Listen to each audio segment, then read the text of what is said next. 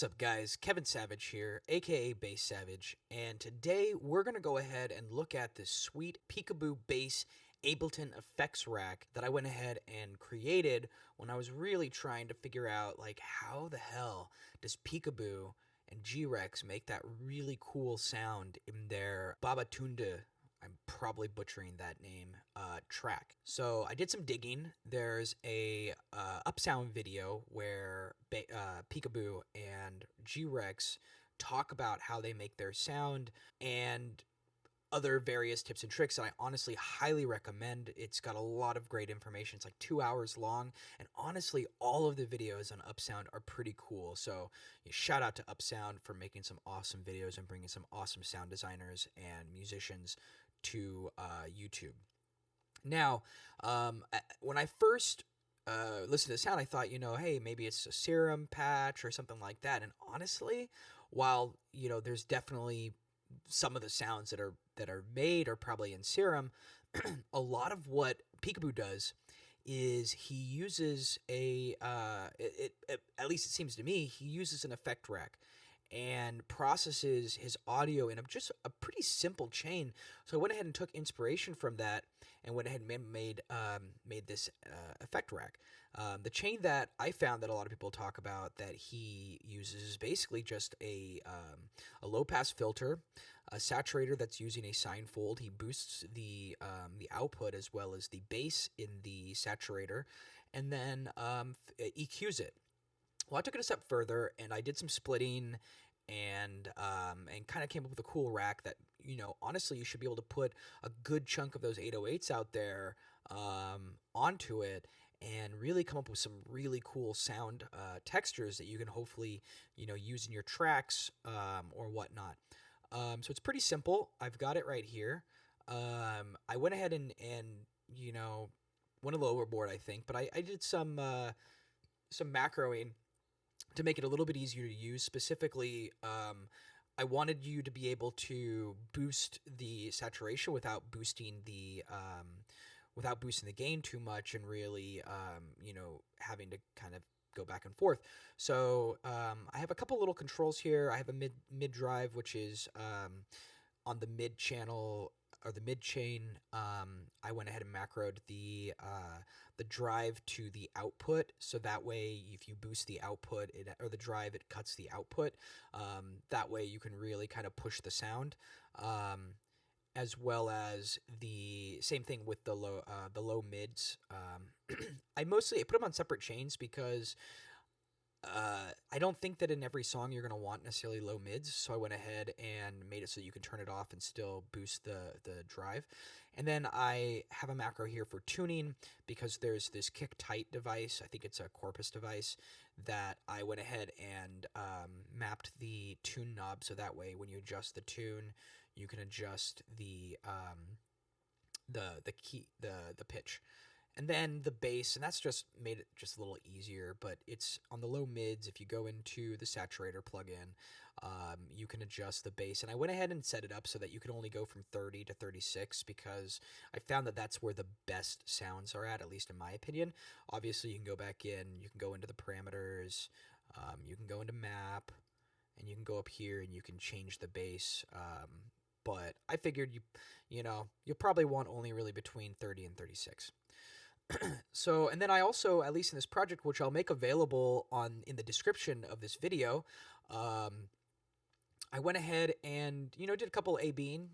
I've got a couple other test 808 sounds that I snagged from cymatics packs that I have, to go ahead and hear what it sounds like on other sounds. So let's go ahead and dive in, and I'll go ahead and break down what's going on. All right, so if we go into the effect chain, let's go ahead and hear what it sounds like without anything on it. All right, so let's turn off these. Let's group these, make it easier. Group. Okay. So let's hear what it sounds like. Let's turn off the drums and just hear what it sounds like as an 808, so you can kind of hear what the source sound sounds like.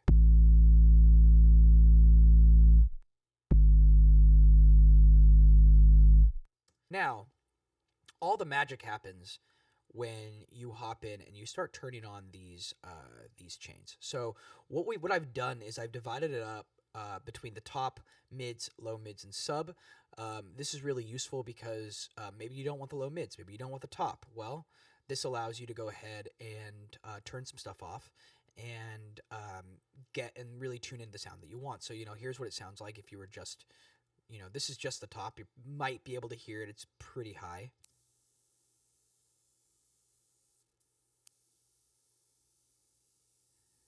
It's just some almost like ghost textures going on, just very, very, very high. You'll probably have to crank up your volume to really be able to hear it. I feel like when I A/B it, when I turn off top and then turn it on, I can actually tell maybe it's just a placebo effect. Who knows? But it's there. You're welcome to boost that volume if you want a little more, or cut it or turn it off. Obviously this is, I'm going to give this rack to you. Do what you will with it. This is where I think between the mids and the sub is where the magic is happening. So here's what it sounds like.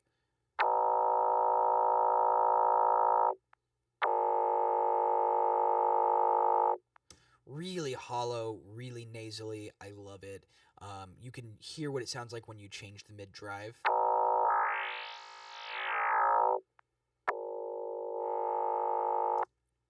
Super, super sweet. Here's the low mids. It's here to add body. It's here because, a lot of people listen to music on, shitty speakers that don't really have any low end.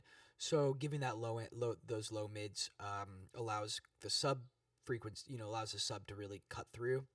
Here's what it sounds like.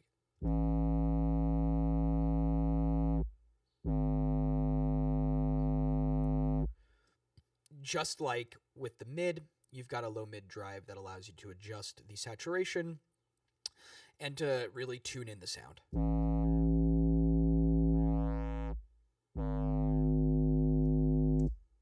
All right. And finally, you have the sub. You might not be able to hear this, or maybe you will. It really depends on your speakers.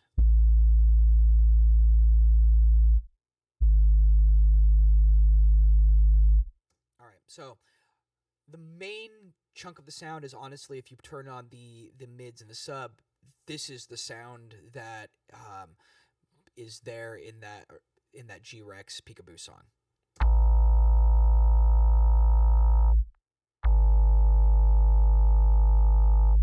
What I really like about this sound is it's really open.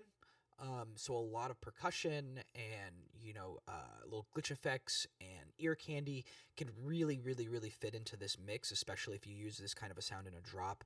I don't know. I've messed around with it, and it's a lot easier to mix when you use this sound and how it's split and whatnot. Obviously, you can adjust the volumes on this rack. Maybe you want less sub, maybe you want more sub. So now, as far as what's going on each one of these chains, it's not a whole lot, but there's definitely some things going on, and you can kind of hear how this sound changes as we start to turn on these devices. So we got a filter cutting off the low end. The main thing in the sound is this sinoid fold. If you listen to what it sounds like with other shapes, you might like it, but it's not exactly the sound that he's got. Got an EQ8 that's cutting some more of the frequencies. Got a kick tight right here. This is I believe it's a Corpus device. You can adjust the membrane. I think it adds some good textures. I know a lot of people are using this kick tight on 808s to really kind of get some interesting sounds and really tighten in the sound. I think this pipe sound actually sounds pretty dope. But I went ahead and I'm using the membrane. There's a filter turned on, and obviously you can adjust the decay, which really helps you. If you have the decay too long, it'll just continue. And then I turned this off, but there's this option here that I'm providing of just this kind of formant vocoder going on here. I've been really messing around with this with vocoders lately. I think it's really helps clean up some like bit crushed sound. And then you just have a utility at the end boosting the audio. You need the utility at the end. If you put it at the beginning, it's going to really push it. It's going to change the tone, whereas here changes the volume. The top has an erosion, a bit crusher.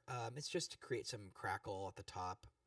The low mids, the only real, obviously I'm cutting the low and some of the high, but rather than a sinoid fold, I just wanna warmthen up the sound. So, I've got a medium curve going on here. Yeah. So with the low mids, honestly, you could do analog clip. I just use medium curve. I like that sound a little better. And then on the subs, you've got another one of those kick tights. They're all the mid, the low mids, and the subs all have it tuned. So they all have this kick tight tuned. That way you can adjust it depending on the pitch of the notes you're playing or the track. And then you can automate that. And then I think, in the low mids, I turned on OSR. The sound I just think is a little bit better than clean, but obviously you can mess around with that. So yeah, so that's what the sound, that's what it sounds like. That's what this patch sounds like. Now, I think it can be useful. I know I do this sometimes, but I'll split the sounds, and all I'm doing here is soloing the different chains depending on what whether it's top, mid, or sub. It's just another way of messing around with the audio, especially when you start getting to the mix stage. Having it split up like this can be really useful. You can really fine tune some of the parameters. You can fine tune the parameters on here as well, but this could be really useful, especially if you want to add on other aspects. At the end of the day, I guess if you're trying to cut pieces off of the sound, you could turn it on and off, but I feel like that automation would be much worse than just honestly, maybe you want to fade in the transient on the sub sample, but you don't want to fade it in. I feel like this would probably be the simplest way. Outside of that, honestly, either way, whether or not it's just all in one or split, works. Now, I wanted to provide other 808s so that you could kind of hear what it sounds like. So I went ahead and I just snagged two 808s that I have from a Cymatic sample pack and tossed them in here, and I think I pitched them down so that way you could go ahead and hear what it all sounds like. So here is what the 808s sound like. Let's group this as well. And because we're going to want to do it on here, let's group this. Let's go ahead and turn this off.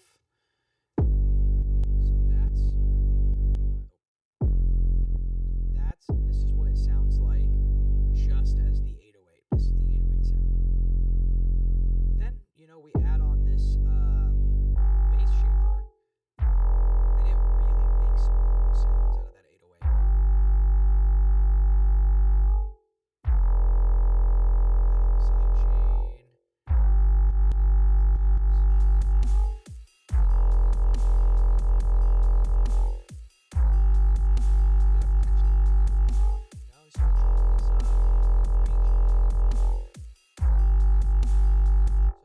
that's what that one sounds like.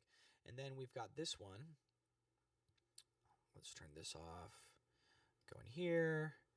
Turn this off. Just a really low sub. that's something that you'll notice between all of these. So if we start to check out these different sounds, really low, really muted.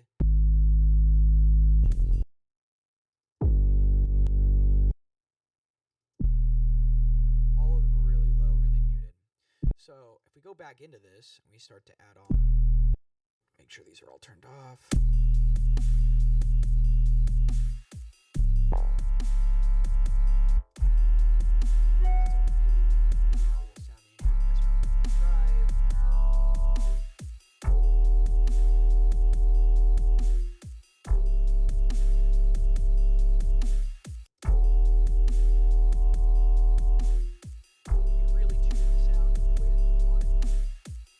Same thing obviously with a lot of different 808s. You can throw open Serum, create an 808 in Serum, and then bounce that to audio, maybe do some post processing there, and then pull that sound in and really again throw it through the effect chain, and really get some really cool sounds. So I hope this video has been useful. If you have any questions, feel free to shoot me a message either, on Facebook, Instagram, email. If you like this rack, I'm going to have this rack, probably this rack and this project available for free download. Also, I've got a little, like a README that you can look through. I've got a couple little points that I cover in this video that you can go ahead and adjust. Make sure to like the video, subscribe, click the notification button. I've got other videos that I plan on making in the future. I really want to dive in and look at a lot of the different Ableton devices. I think there's a lot of really interesting devices that it has. They don't use a lot of CPU, and you can really get some cool effects, especially for sound design, or if you're making like left field bass or just different kinds of bass music, or really any kind of music. There's a lot of really great things that Ableton has to offer, whether it's the Max for Live stuff or it's just stock Ableton plugins that I don't know if they really get enough use. So I've spent a lot of money on different plugins over the years. You don't really need them. I mean, they're nice, they're handy, they're useful. Q3 is an incredible equalizer, but you could still do a lot with EQ8. So make sure to follow my channel, and if you've got any thoughts and you want me to cover anything specifically, leave a comment below, and at some point in time, I'll hopefully get around to doing a video on it.